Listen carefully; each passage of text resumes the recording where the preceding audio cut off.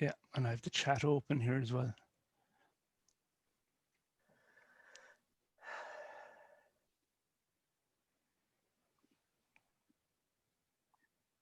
Just reading what you wrote about us all here, Paddy.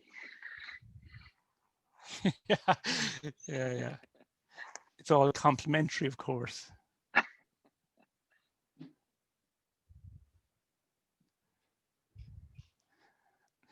Are you tired, John?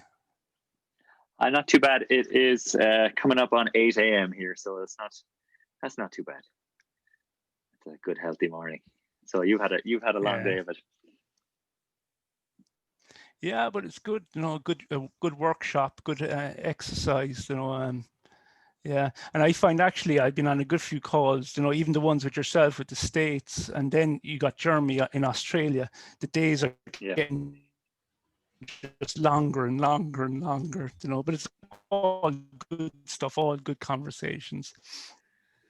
Yeah, you have to watch for that. You don't get your day extended. I feel. So John, were you able to join? Yeah, it could be worse though. Were you able to join Paddy on part of that conversation? I did, and it was excellent. Cool. Yeah, I got the last hour of it. Paddy, that's yeah, Fran. It was it's funny actually, Paddy. It's great to see like so many.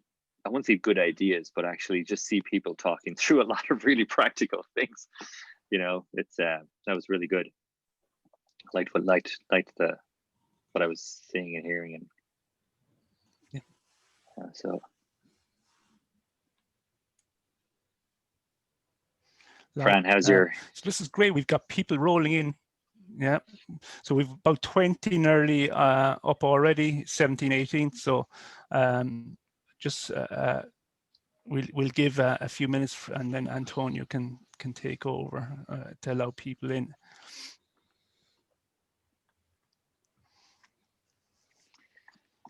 I have a very uncomfortable chair here. See me leaning in. It's partially interested, partially because it's much more comfortable to lean in than sit back. Yeah, I'm the opposite. I sit back, and the danger is I'll end up on my back. Yeah.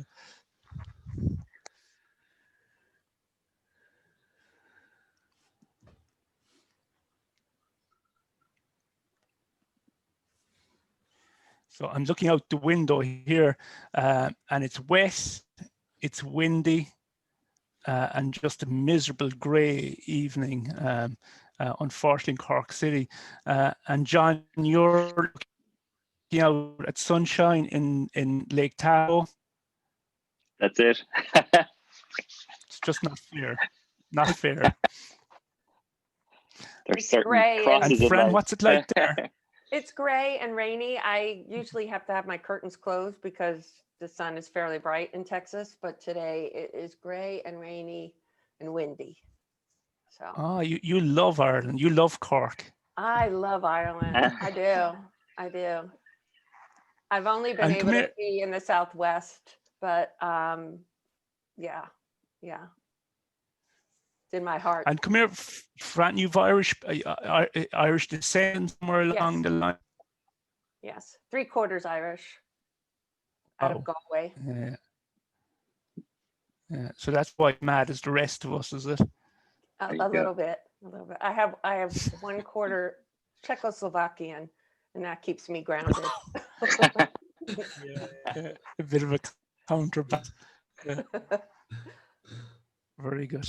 Okay, so we've great crowd coming up for and over to you, Antonio. I think we're up to about 30 odd people.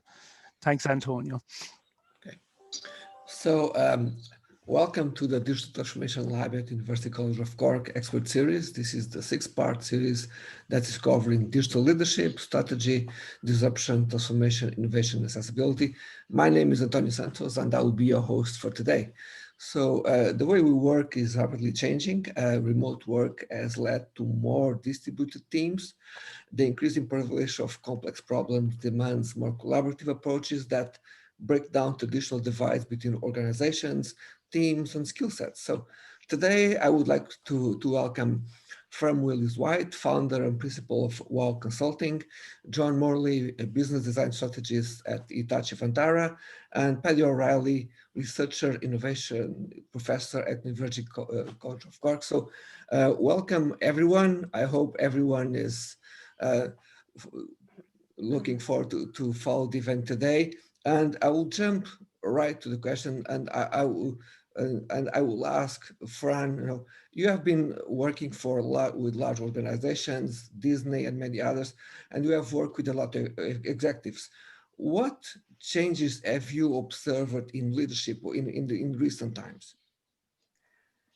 Well, the benefit of having as long a career as I've had is that I've seen what's required of leaders shift dramatically from the classic hierarchies and the ability to control decisions and actions from top down to the need today for the ability to tap the collective intelligence of an organization in a more horizontal or collaborative way. And I would say that's probably the biggest shift. And that takes a kind of courage that is the challenge. John, you work also with large organizations. What shifts have you observed in terms at the leadership level with the organizations that you work, and from others that I'm sure you are curious of looking at as well? Yeah, I think much of what Fran was talking about, and I think I've seen both sides. Actually, I sent a note to somebody today and said I've had a ringside seat for a lot of corporate dysfunction as much as I've been in sort of seen some great transformative things happen. I think we're at this really interesting point where there's sort of an expertise versus adaptive mindset sort of divide. Not I won't say divide, but there's this transformation.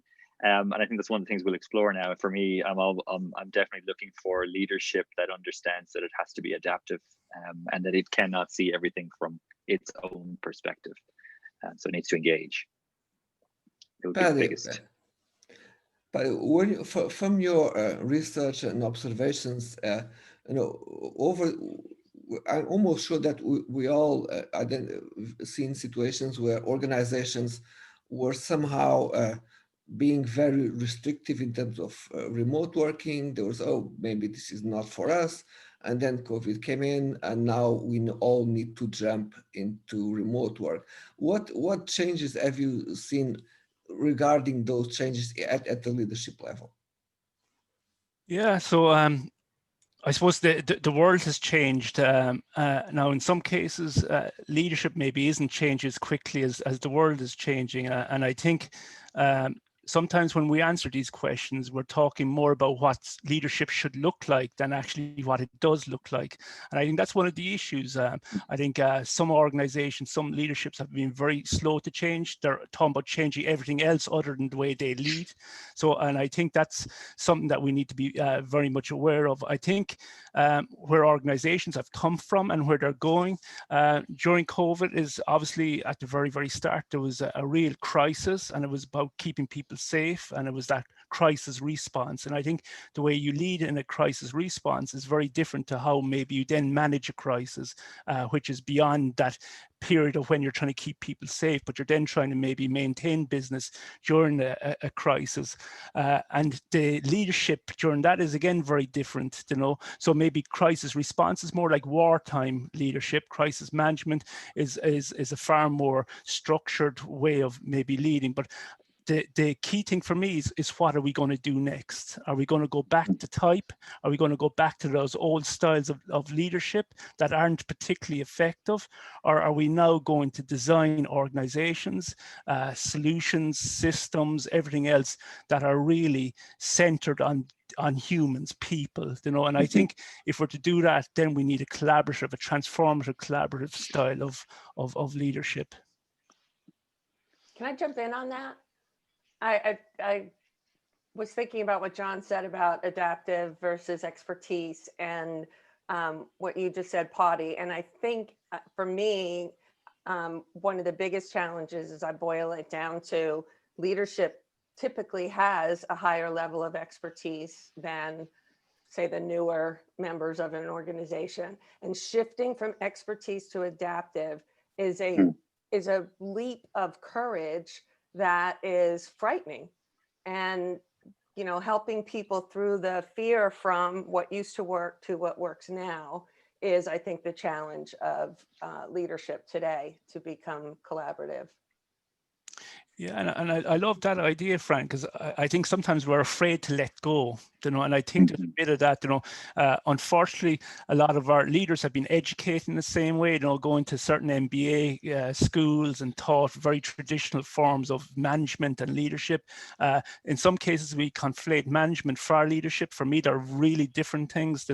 Leadership is about leading people. Management is about managing assets, and getting the most out of them. So I think I completely agree with you, Fran. I think sometimes there's a fear of letting go and just going into the unknown, and actually embracing new forms of leadership. And I think we have done that fear or resistance a disservice. I in my conversations with John, I talk about decriminalizing that resistance. It's instinctive. It's in our brains. It's perfectly normal. So the question becomes, how do we help people through that, knowing it's going to happen? How do we get through it as quickly as possible? Because you have to move quickly if you're going to innovate and transform today. And then one more thing, John, I'm going to throw it over to you. The other thing that, besides the fear of letting go, is the upset about letting go of power. Oh, yeah. Take it away, John. Well, so as you can gather, we've had a few chats. I think one of the things that stands out for me, and we'll jump down the rabbit hole a little bit here, is looking at the different type of I suppose cognitive mix that you have when you're actually looking at a transformation. One of my favorite stories, and comes from a few years back, is I was working for myself, and I went into an organization, and they were talking a lot about how, well, it's all about servant leadership here, and the servant leadership sort of manifested itself in an inability to make any decisions. So they swiped out the layer below them and brought in a bunch of what we call finisher completers. And suddenly you've got an organization that has been used to indecisiveness switching violently over to one where all these decisions were being made in a vacuum. So I think when we talk about like the challenges that leadership has, and sort of saying, well, the leadership that optimizes a certain situation isn't necessarily the one to actually explore the next. It's very complex. It's very challenging, and I think it's not easy for certain. Yeah, and I think that is a very good point, because and even during the short number of months, back to March of COVID, John, the leaders that have really excelled in one phase of that aren't necessarily the leaders that are excelling in the other phases, and in some cases, even politically, we talk about how maybe leaders have shown real leadership during the crisis, yet really struggled, for to make a difference outside of the crisis, and we say, that Churchill is like a wartime leader, but actually probably didn't do very well when there was no award, and I love that idea that actually sometimes the type of leader really is a leader of a time and of a phase.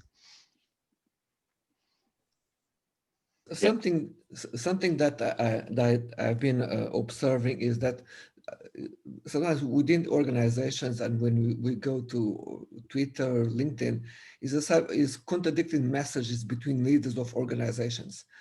Some people seem very keen in adopting new ways of working. Others, we really need the office to innovate. That face-to-face relationships are really keen. While others say, no, we already moved from that. We can innovate from anywhere. So how do you see this type of contradictions? Do you feel that is this a question of adjusting? Is this a question of talent? What is people afraid of? Yeah, so I'll kick off that one maybe, and I let it up to the other two guys then to score the goal. So yeah, I think with probably innovation, we know as well, Antonio, and you know as well as anyone that innovation is about, you know, the movement of knowledge and letting knowledge combine and letting knowledge collide, you know. So of course, any environment that reduces the flow of knowledge or the opportunities for knowledge colliding is going to really reduce innovation, definitely in the medium to longer term. And one of the big concerns at the moment is, again, is I think people are conflating, you know, change because of a crisis, a response to a crisis, to being, you know, the same as maybe innovation for the longer term. And yet I think they're very different things. You know, I think crisis response are things we have to do, and we have to do them now. It's very clear why we're doing them. You know, there's a very specific focus on the enemy being COVID. On the other hand, if you're innovating for the long term, there is no enemy, there is no future. You know, that's what you have to figure out. And it's a very different style of change, you know. So I think the difficulties at the moment is that we have reduced the number of social collisions between people because they're working remotely. I think there's now evidence that shows that, funnily enough, that we're more likely to connect with someone on the other side of the world than we are to someone on the same street as us, which is a bit bizarre, you know.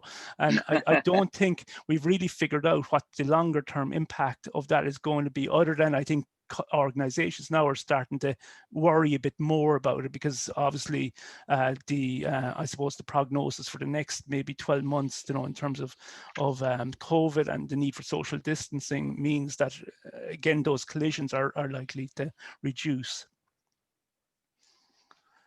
I'd love to add in on Paddy. One of the things for me is just purely behavior. There's a very simple model that I love sort of using. It's kind of profound. It's called BJ Fogg's behavioral model, and his little mantra is that behavior is it's the letters are MAT, your motivation, your ability, and whatever triggers you. I think that's one of the things as we go in, and we have a sort of a fixed behavior around how we handle certain things. And it is uncomfortable to have to change your perspective or say, well, look, I've been doing this very successfully in this space. But the classic sort of innovator's dilemma is that, well, that works in a certain system, but as soon as you go outside, they probably won't work there anymore. So the tie I would make there is, I really like the explore and exploit models that we see in sort of in vogue today, because with exploration, what you can really do is go and try a whole series of different efforts and see what might actually stick.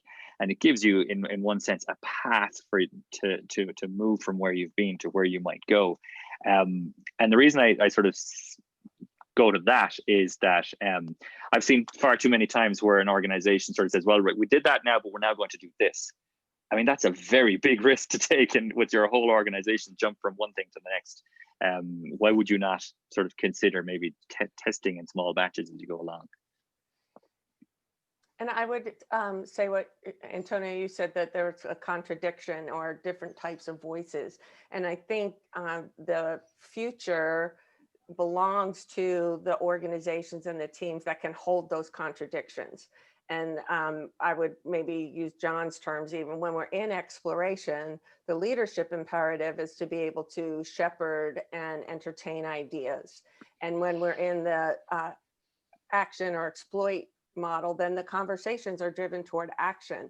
And it's a different approach to how I behave. And I think the same leader can do both, but they have to be able to be conscious of what phase they're in.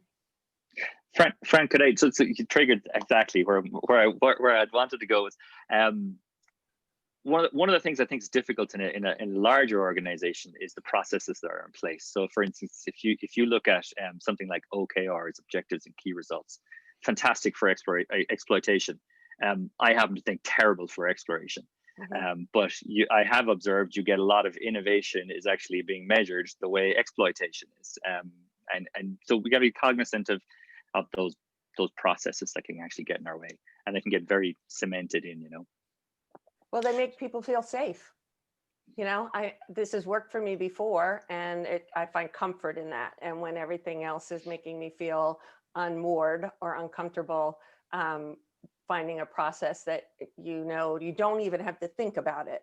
Like, you know, the work that we get to do each day that we call administrative or whatever, there's no challenge in that. And we crave some of that, especially today. Yeah, and like I suppose a question is how do we get organizations to concurrently explore and exploit? You know, I suppose that's been a challenge for a long time in terms of what sort of organization is that? What does it look like? How do you structure it? How do you lead it? You know, some organizations went to the idea of dual CEOs. You know, one over the operational engine and another one over the I suppose the innovation engine. And I know, Antonio, we shared some stuff around that. It's maybe not worked as well in some organizations, yet they're held up as sort of the case studies of how to do this well. But I suppose the challenge still is that organizations, when it comes to it, always goes back to the exploitation thing. And if they're big enough, they might buy in innovation, or they might acquire, I suppose, technologies or companies that are really become the exploration part of the business. So how do we do it, though, guys? No, let me interact on that. I've seen organizations who have, you know, change agents. I think almost every organization, a group of pirates, you know, people who are working on this kind of new projects, but they never had the buy-in from leadership. And they are changing smallpox in the organization. They are innovating from the inside. So I think what will be interesting to see is how are organizations going to address the current challenges and also take advantage of all the knowledge that this kind of explorers already did over the last couple of years. So how can we, what will be the role of leadership in order to create more collaborative organizations at the same time that you are able to leverage all the knowledge that you have inside that already went some of the routes to solve the problem that leaders need to solve today? I'd love to go on, John. So Paddy knows is a hot spot for me. I love that question, Antonio. I come at it a slightly roundabout way. One is I'm a huge fan of global learning programs for doing this in building cultures of innovation at the middle and at the bottom. And it's, I don't think so much it's something that leadership can mandate as much as nourish. And it takes self-aware leadership to allow that to happen. Paddy, I'm going to steal one of your sound bites about, I'll even let you maybe say it, but the thinking big, you know, think big, start small, move fast. That's it, yeah. And part of that is just when you find the people that are dotted around the organization that sort of do connect the dots and are bright lights, is connect them, support them, give them a safe space, encourage them. And I've personally just found that learning organizations are particularly good at doing that. But then give them that executive air cover to actually go do small little projects and embed that culture, because if the culture is embedded, it's brilliant. But you can't mandate it from the top down. And what happens though, John, let's say you locate these real catalysts within organizations. Don't a lot of organizations just squeeze them out? They squeeze out the energy, the enthusiasm and everything else. So even if they're there, they're not effective, they're not engaged. How do we get around that? For me, it's the way I've always said it is leaders have two very limited resources, their time and their money. And so if you're trying to nourish a culture of innovation, you have to spend your time and your money with the people who are those, I'll say, bright lights, and just whose mind is about where we're headed. And so what typically happens is we say we're going to innovate, and we have a you use Rogers' curve of innovation, is you have a small percentage of people who are the catalysts, a small percentage of people who are dragging, have no interest in innovating. And that leaves everybody else on the fence waiting to see if it's worth it to get uncomfortable. And the people they look at are the leaders. And typically leaders spend their time trying to get the people who are dragging to buy in. And that is a colossal waste of time. And the idea that you can get somebody to buy in to a new way of behaving before you institute it is, I think, one of the big fallacies that we're seeing in what is typically called change management is, until I see that I have an opportunity to succeed, don't ask me to buy in, because I'm just going to give you lip service. And it goes back to what Patty just said, think big, act small. Act small is where we get the buy-in, and then we can act fast.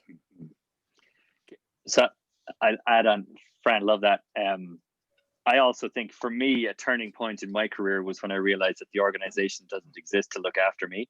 That as employees, we have, you know, if we have aspirations, then it's on us to actually be resilient and actually take the shocks when they come. And I think that's the power. And one of the things of identifying these catalysts is to an extent arm them, but we are all accountable for ourselves too. So I think there's a balance there. I don't think it's all on the leadership by any means. I think we've got to foster a culture that actually allows people to explore. But also it's not, you know, the organization doesn't exist to look after us. I think there's that balance that has to be found, you know. Yeah, and sometimes I think, like Fran says, we're obsessed with the naysayers and bring them out, and yet we give so little to the pioneers, you know, and we put so little into them, you know, and we spend all these resources on the other end of that adoption cycle, you know, with the naysayers. So and I think it's a big problem, and I think actually, funny enough, the topic of the conversation today is really that collaborative leadership doesn't look at innovation just from the point of view of inside the boundaries of the organization. It actually looks at it as an ecosystem and say, yeah, look, the core of the organization is very efficient. You know, it's a great operational, efficient engine. But actually, innovation, if we look at it as an ecosystem, it can be right around that organization. So the core is strong at operation, the ecosystem is strong at innovation. And I think we need to start thinking in terms of innovation, and for a number of reasons, because first and foremost is a lot of the catalysts, the pioneers don't want to be part of the core. On the other hand, they want to be part maybe outside of the innovation system. And like if we look at the likes of Xerox and all those, a lot of the people that just couldn't find a home in terms of innovation there left to create the companies outside that later became the technologies that maybe the likes of Apple and all were bringing in. So I think we need to start thinking more in terms of the ecosystem and that collaborative type of leadership.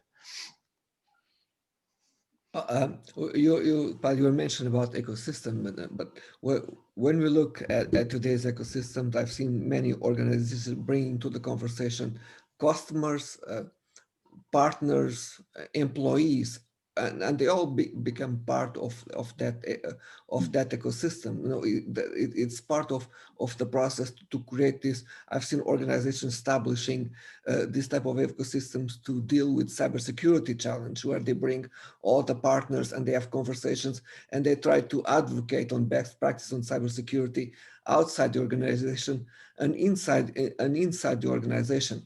Of course, in order to do this, you need a different type of leadership. You need leaders to have some level of visibility, and we know that some people don't like to have that level of exposure. But today, that's something that is really, really needed. So, what are the personal traits of an effective collaborative leader in the times that we are in, where this emergency of collaboration is there and needs to be addressed? Yeah, so, yeah, John, yeah, I'll hand that one to you. I'll take a stab and go on. For me, number one is self-awareness. Know what you don't know is just as important as knowing what you do. I think that's one. A couple of other things, and it ties into that adaptive mindset, is understand what is complexity. And that it's really impossible in today's world to think that from, say, my position, that I can see all points of view around a topic and actually go and act on it. It has to be collaborative. And also the concept that a project or an initiative can have multiple points of view, and that's okay. It's finding that I know, Fran, maybe I'll hand over to you, and I'll hand you the ball. Mightn't be the ball that you want, but the shared purpose and understanding the value of that. Yeah, so one of the things John and I talk about is, we talk about collaboration, we talk about innovation, we talk about transformation. And I think one of the challenges for most of the people in an organization is to answer the question, so that what? So if we're looking to innovate, understanding what the overarching intention is helps us know what we can contribute, and how to evaluate potential solutions or potential mechanisms. And so I think there are a lot of people who think of innovation as coming up with new ways of doing things in a vacuum. Well, this is new, or it's innovative, which may not serve the purpose of serving our customers or our internal folks. And so when we talk about collaborative leadership, I think it helps to keep in mind that the intention of collaborative leadership is ultimately to tap the collective genius of an organization to make decisions quickly. Having a collaborative leadership that slows things down doesn't serve transformation of any type. So I want to hear what everybody has to say, but the goal is, like, we can make decisions faster horizontally than we can the way we used to, where it has to go top down. So I think keeping in mind the goal of why we're operating in a collaborative fashion helps. So, friend, let me ask you that. What examples have you seen of organizations who were very effective in untapping that collective intelligence? I'm trying to be politically correct here. I have seen organizations who have a culture that supports differences among people. I think Southwest Airlines is the best example I can share with you, because it has such a powerful culture. And the way that they collaborate is that the people who are being interviewed to do a job are interviewed by the people who do that job, not somebody in HR who's looking to fill a job description. But if you're going to be a pilot interviews you. And so they have a way of supporting each other and expecting each other to be the best at what they do. And as a result, they do things that are technically not possible. Their turnaround time on their planes, if you ask an engineer to track how long it should take to empty and refill a plane, they do it faster than an engineer tells you it can be done. And in part because of the way they, I've never used this word before, but the way they treasure each other. Does that make sense? It does. Really? Yeah, and I think the other thing, guys, is, and I know I was arguing maybe in favor of collaboration early, and throwing the gauntlet down, but I always think we need to remember that there's certain other C words, where we've got some activity, and I was just writing as we're talking here, coordination is enough. It's just that we need to coordinate what I do with what you do, so that it's like on a supply chain, we deliver something of value. There's also cooperation, which is where you're going to help me achieve my aim. So it's cooperation. On the other hand, collaboration, it's where we have overlapping, I suppose, points where we've got that new vision that Fran is talking about. We've a shared vision that we can't achieve except if we work together. So I don't think that everything we call collaboration is collaboration. I don't think we should always be collaborating on everything we do. But I think when it comes to collaboration, we obviously have certain aspects that are important. The drive to build relationships, and relationships where we're not just looking at it from what we will win, we will get from it, but maybe win-win. Also, I think then if you're really collaborative, you need to let go of some of the control and let the network actually take some of that control, and you have to go and be willing to go with it. And that's that fear we spoke about earlier, the fear of letting go and the fear of trust. I see someone here, was it Noel, talking about in the chat about the importance of trust. And then there's conflict. I suppose I would have a very different view of conflict. For me and maybe some of the research we're doing, we've actually found that that conflict can be quite positive, that you need people with diverse views to be able to express those diverse views. And very often that means we disagree, and you need to allow people to disagree. If you don't allow that disagreement, you end up maybe with something like groupthink, etc. So I think if you add all those characteristics up there, it's a different type of leader. I think emotional intelligence is also very important to it. But this willingness to let go of control and to trust the ecosystem, to trust the network. I have to jump in there because it goes back to what you were saying about act small, is that when I first become aware that I'm going to be asked to work differently or behave differently or execute an innovative process, the first thing I'm going to do is to slow down and hang on much tighter to what was, in an effort to feel, when I say safe, I mean our brain is telling us that we are at risk, that we are not safe. And one of the distinctions I want to throw in the pot here is when I am operating instinctively, asking me to trust somebody else is like asking a goldfish to climb a tree. I have to be able to move through that instinctive resistance with a small act before we can even begin to talk about trust or buy-in. And I think that awareness actually helps people understand what's actually going on. I love that. Can I, yeah. So Fran, I really like that. And it leads me, my bias coming in here. I'm a models guy. I love understanding models. And one of those is the Lencioni pyramid, our triangle of trust. Yes.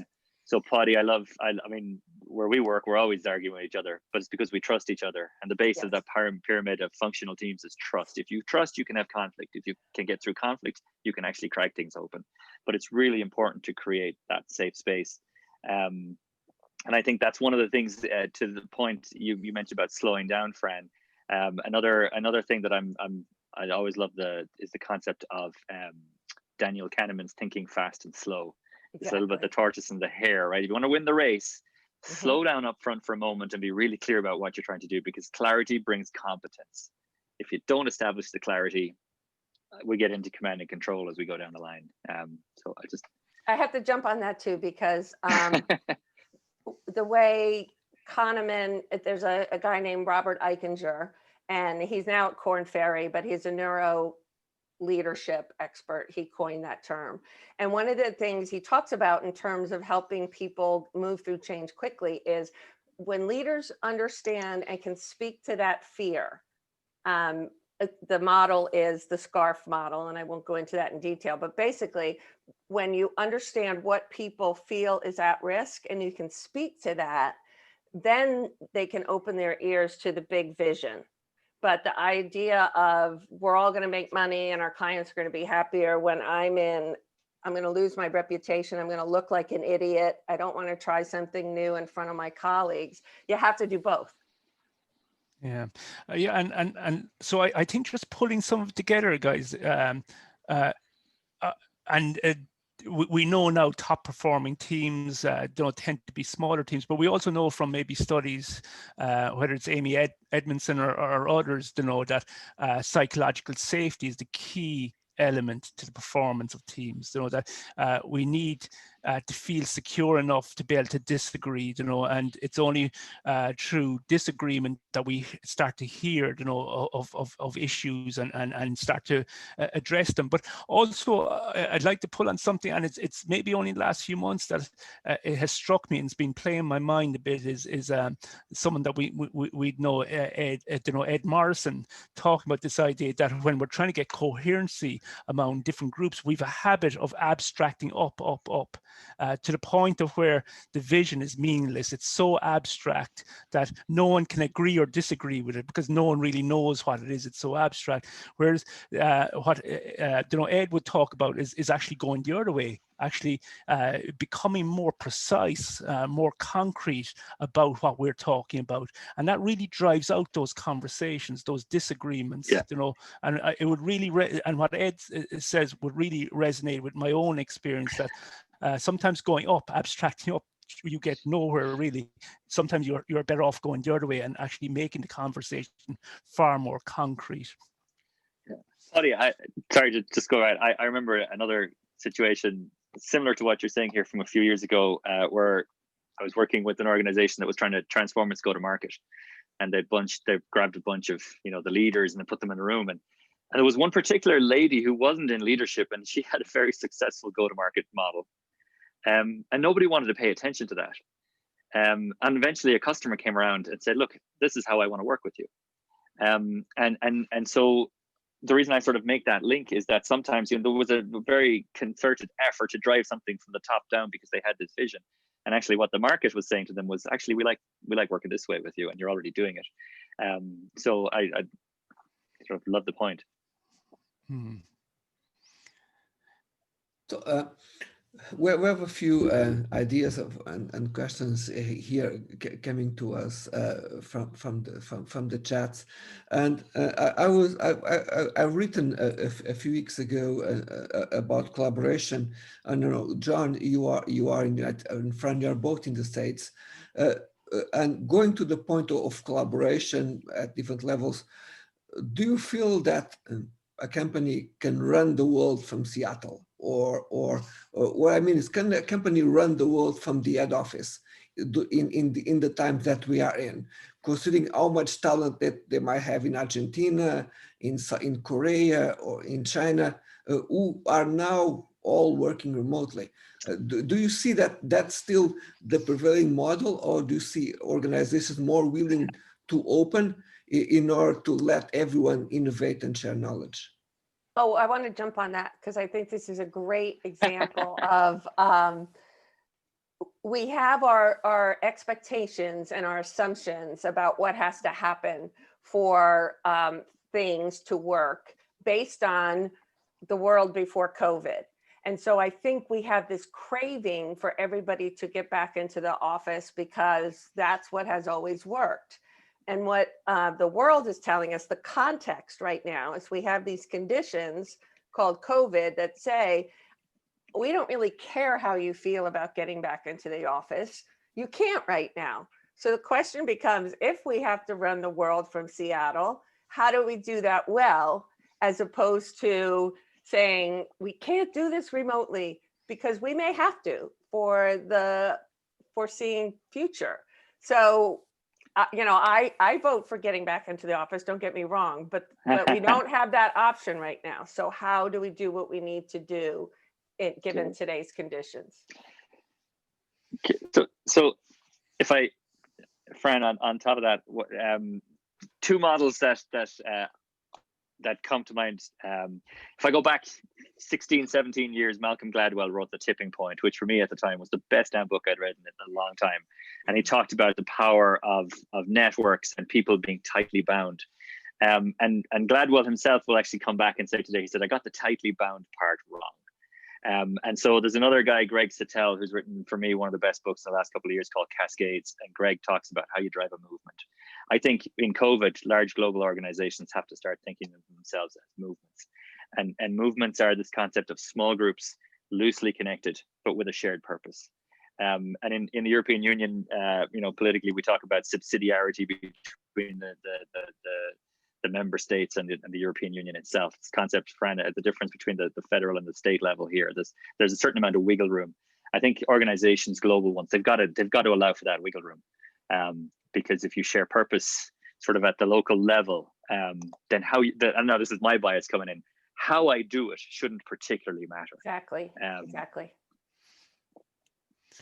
Yeah, like I think it's a great question, and I think it's a question probably exercising more and more minds at the moment. I think as the world is getting increasingly complex, so like even let's say in Ireland and UK at the moment, you know, we're not just talking about COVID, we're talking about Brexit, we're talking about recession, and I was just I said to someone today, I was just reading over the weekend, there's also maybe the threat of a volcano in Iceland re-erupting. So all this is happening locally, you know, and like these are incredibly complex local systems, you know, and how can you really understand those from the other side of the globe, especially if you don't have people even originally from or with a sensitivity to what's happening in Europe or wherever else. So I think there's again, it was something I was talking about earlier today. I think there's, you know, this law of requisite variety, it's called. The more complex something becomes, the more complex your organization needs to become in terms of the diversity of views, the cognitive diversity. So I think, especially in the modern world where we're hollowing out organizations, we got leaner and leaner management and leadership teams. The diversity isn't really there to manage and lead organizations that are essentially positioned elsewhere in the globe. And I think that model is broken. I think organizations are realizing it's broken, and they're looking for an alternative approach. You know, that idea of is it Stanley McChrystal talking about the team within teams, or how can we get and develop these local teams that are sufficiently empowered, that believe in our values, but that we will trust to make decisions locally in the best interest of the communities that are local, but also the organization that's local. So I think the model as it is broken. I think there's a natural move, and we're seeing a move towards that alternative model. Oh, Patty, but you are at university, you are doing research, and you just mentioned a series of topics that relate are more anthropological and sociological than anything else. As you know, large organizations are not known for having these people in leadership roles. They might have, computer engineers, people from a finance background. So do you feel that how can companies fill in the blanks of this kind of a black spot in relation to society as a whole? Do you need for them to bring some of people who are more aware of societal changes to their teams? How can they be, because after all, this is a big blind spot in many organizations. How can they fill in this blind spot? Yeah, so like yeah, there is a blind spot there to an extent, Antonio, because as I said earlier, I'm not sure this has been taught, even to future leaders, so I think that's maybe where the blind spot comes from. But I think any of us being human can see what's happening, if you can't listen to kids nowadays, young teenagers, people in their 20s, they don't want to work for those types of organizations that don't care about what's happening locally or globally, so I think the world is changing, but it's been changing for a while. Some people would hold the likes of Visa and what Hawk was doing in Visa, that idea of giving power out to the local operations, and that's decades old. If you look at the open source software movement going back decades, we can see these types of models working very effectively there. So I think there's definitely bright spots around this globe where we can see this model has been there with decades. It's just that it hasn't become mainstream, I suppose, in very powerful organizations that have been powerful because they've been literally able to mandate, and dictate what the market wants. But I think that's changing. Could I jump? So I love this whole strand. I give a short bit of my own history, sort of lead into why I got interested in this. I came out to the US with EMC, and EMC was based in Cork, Boston, multinational. And when I came out, initially I was given a role to do, and there was no way we could do it with the team we had. We actually had to network to get the thing done, and that was part of the challenge and the beauty of that culture. And that led me into understanding design thinking, and then design thinking led me into understanding that actually you needed to collaborate, you needed to have spin up, spin down teams of teams to get it done.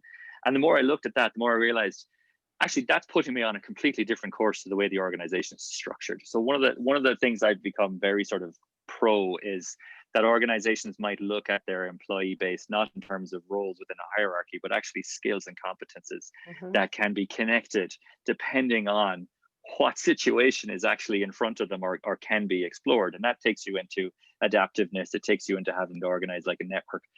Antonio, I love that you talked about anthropology and ethnology, and there's two things in here.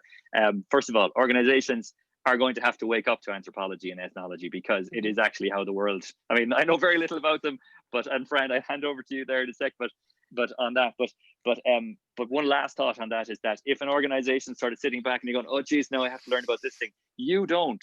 You've got self-directed learners in your workforce that would give their right arm to go after this for you. So this is why it has to be collaborative and inclusive. So Fran, sorry, I'll hand back to you. I would just throw in a recommendation there. I use a tool called the Belden Team Roles, and I've been using it for 20 years, and I have a bias toward it because unlike a lot of personality assessments, it helps people understand how they contribute to a team process overall. And so John mentioned completer finishers. Those are the detail people. John is naturally what Belden calls a resource investigator, which is if something needs to happen in the organization, this person is looking at what's happening in the world and how to bring that in. And then there's the role that he called the plant, and that is the person whose natural contribution is ideas after ideas after ideas. And what he found in his research is that that is the biggest gap in management teams, especially in tech firms. That they have tech firms have a tendency to spin out the true mind of an innovator. And so using an assessment like that, or understanding that you need all these types of people to create a workable, sustainable solution, I think helps people move through that. So if I'm a detail person, here's one example I've seen over and over again. I worked in a couple of consulting firms. I worked in Accenture for a little while, and the leader of the division that I was in was actually a plant or an innovator. And so people loved working for him because he was so creative, and he always had a great solution. What drove them crazy is they would start to execute, and he kept coming back in and saying, wait, I got a better idea. Wait, I got a better idea. And so it's like everything else, you have to find the balance of, are we exploring or exploiting, and, assign leaders to each phase. One last thought, Paddy, I know you're very close to this. Fran, taking that mix, and the guy who comes in, so I'm going to iterate now, I'm going to iterate. Ed Morrison talks a lot about being very clear of the cognitive diversity, Paddy, on the core teams. And I've seen you talk about this as well. Yeah, so so I think there's a few things. I think Ed talks about maybe having the cognitive diversity maybe on the team from the start. So you've people, he talks about the sort of the development S curve, you've got the, I suppose, the pioneers right up to, I suppose, those convincing the pragmatists and right up to the naysayers and converting those, but also about, I suppose, the different types of ways we tackle problems, in terms of, you can have people that are far more comfortable exploring. people are far more comfortable with exploiting, and there's a curve, an S curve, and sort of saying that we need people at all steps in on that S curve. On the other hand, a lot maybe in the innovation with space would say that the team should change its construction as it moves along with an idea, if it's to follow the idea. So you might have a very heavy creative element at the start, but that maybe starts to roll down, because they lose interest once it becomes something more firm, you know, and they're on to the next thing. But what you then do is bring in maybe the engineers, the logistics people, the whatever else. So the nature of the team changes as you go along. I think if we don't do that, what you find is certain people feel they just naturally start to disengage, because it's no longer the stage that the idea is at or the innovations at is just no longer, you know, something that energizes them. So I think sometimes you're better off actually changing the construction of the team as you go along, but it should always match, you know, I suppose the vision of what it is you're trying to do. People know what that vision is. I would add that before I'm going to jump in. Sorry, Frank. We talked about conflict earlier. One of the things I've seen over and over again with teams that take this Belbin assessment and apply it is that a lot of what they used to call personality conflict or conflict on the teams is actually role conflict. And so where I've seen that is I've been on a team where we were creating a new workshop, and we were at the phase of trying to figure out what content should go in it and how creative we could be. And there was a woman on the team who was asking what color the notebooks would be. And so there was some energy conflict there.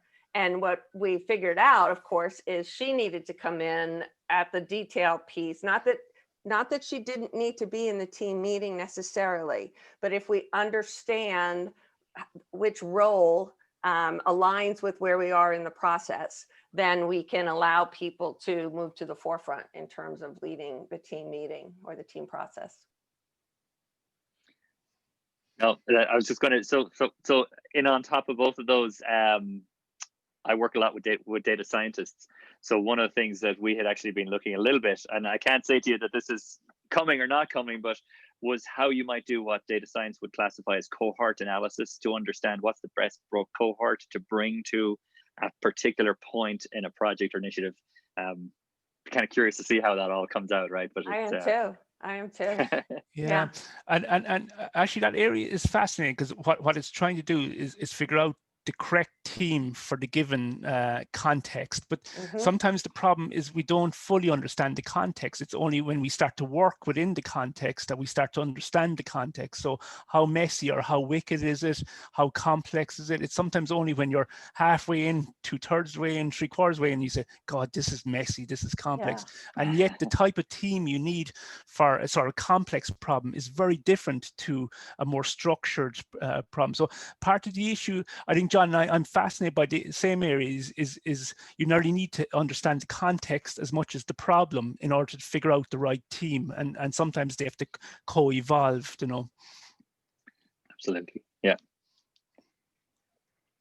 Super. So this type of complexity might require a level of flexibility within the organizations than before. You can't know everyone as a role, and you can't. Some organizations might find very difficult to suddenly move people from a project to another, or even try to find the right talent in the organization to assign to that project. No, everybody in the end might have to. Everybody needs to book time to projects on a regular basis. How can you can you advise to organizations in order to try to address the need to solve all these problems and be able to bring the right people to them in an effective way? Yeah, like so I think part of the problem is the way we view innovation, Antonio. So sometimes we just view innovation as a project here and a project there and a project somewhere else. Whereas I think if we're really serious about innovation, we need to professionalize it. And also we need to treat it as some sort of portfolio approach, that you constantly have projects on the go.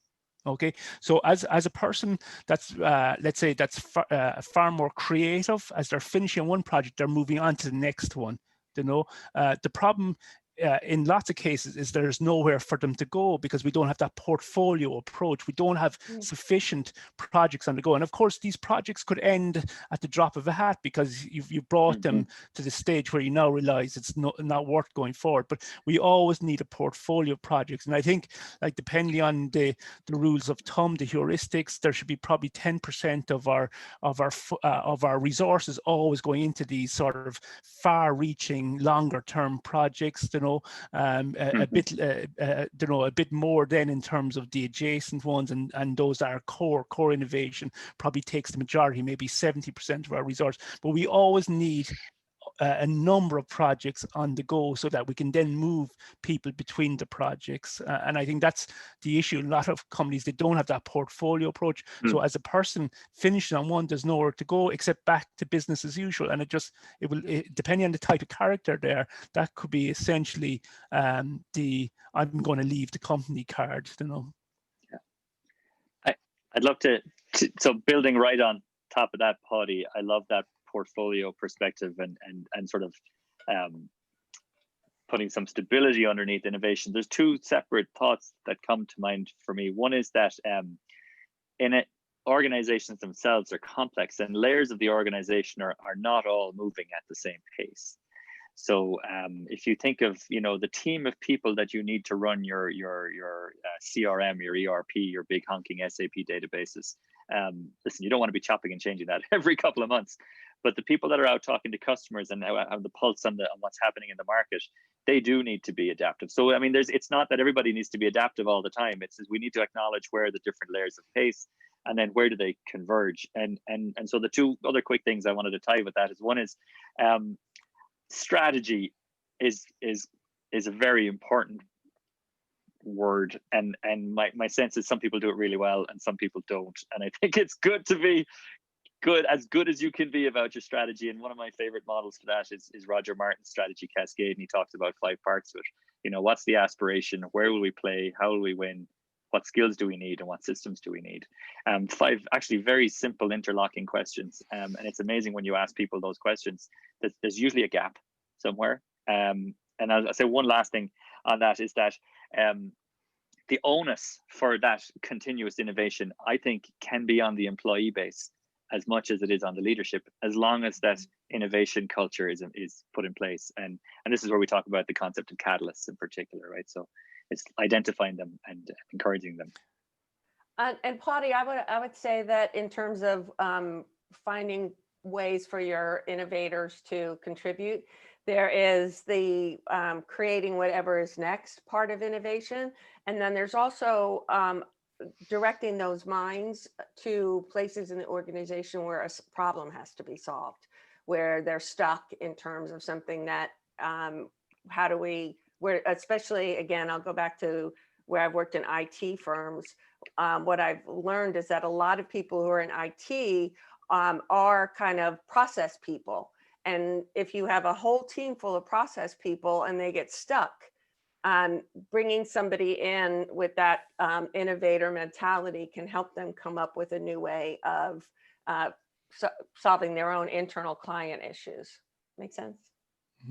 Yeah, and I think you're spot on, Fran. And it means organizations need to be self-aware of the capabilities they themselves have in their organizations. Now, that sounds as if it's every organization, of course, would know that, but they don't.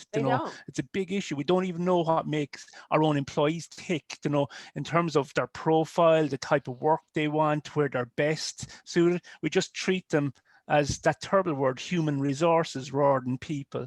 We just see them as something we assign to a project as opposed to the people. But if you want to increase the engagement, like the surveys are saying 70-80% of employees in some of the largest technology companies are disengaged. We need to start changing that. If you want a more effective, efficient company, you need to change that. But also for employees to feel better about themselves, their own lives and all, we need to change that. I feel that passes through changing the way our HR operates. I feel that today HR is sometimes completely disconnected from the business.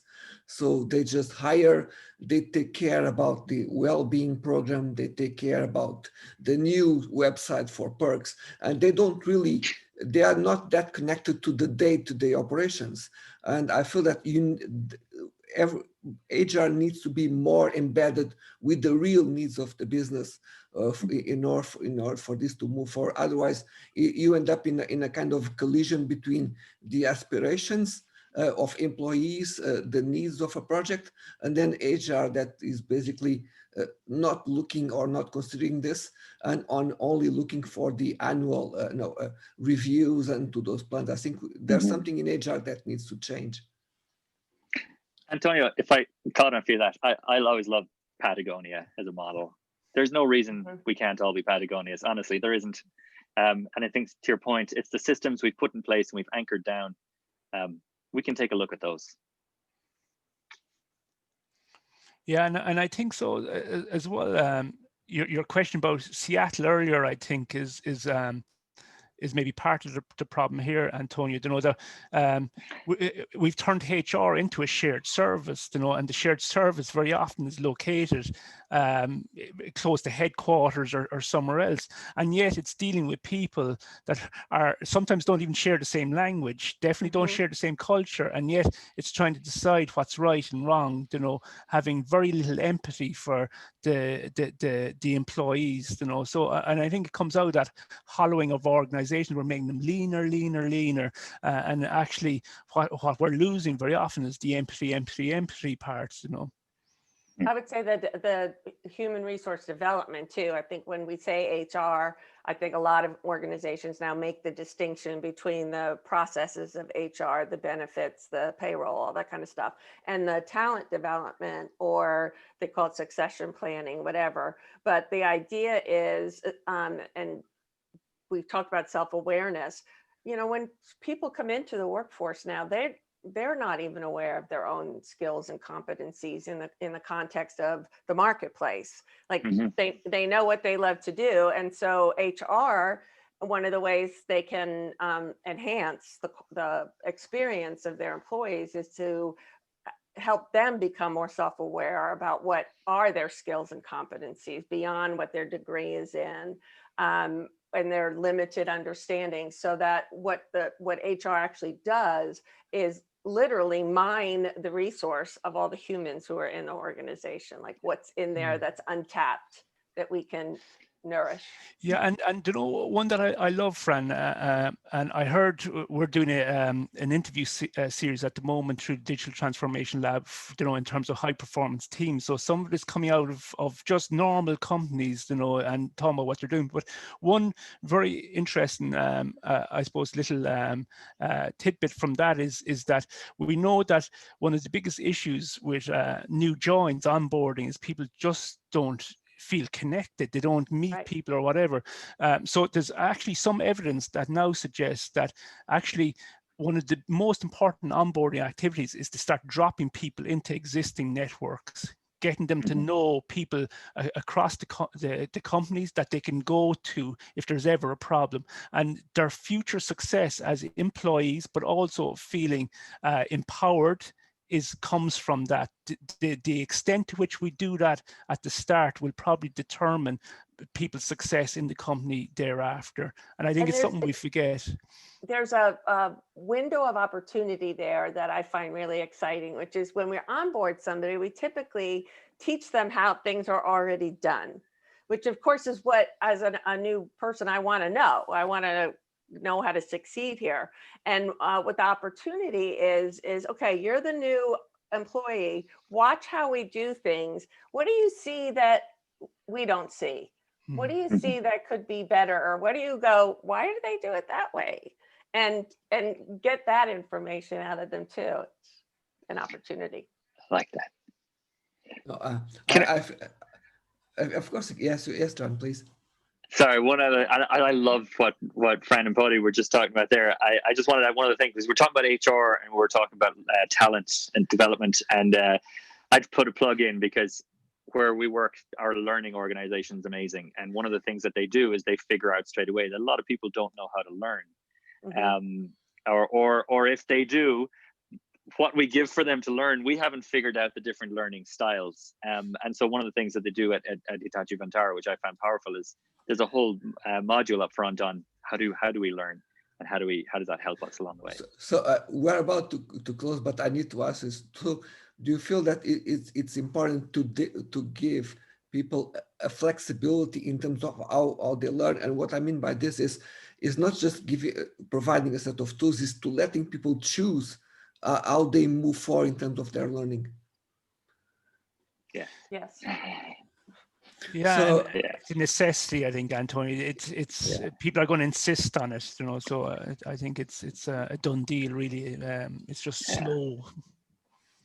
So I think we have to dedicate a program just to that topic. So we are at the hour to a very interesting conversation. So thank you, Fran. Thank you, John. Thank you, Patty. Thank you.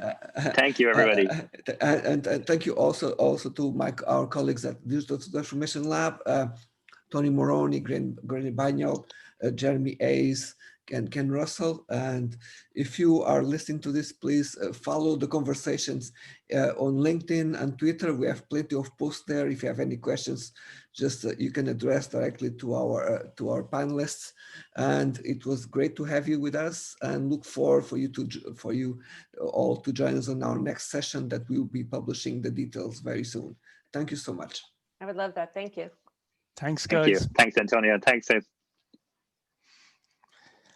Okay, so I'm going to switch the recording off. So if anyone wants to stay on, or and I'll just make sure.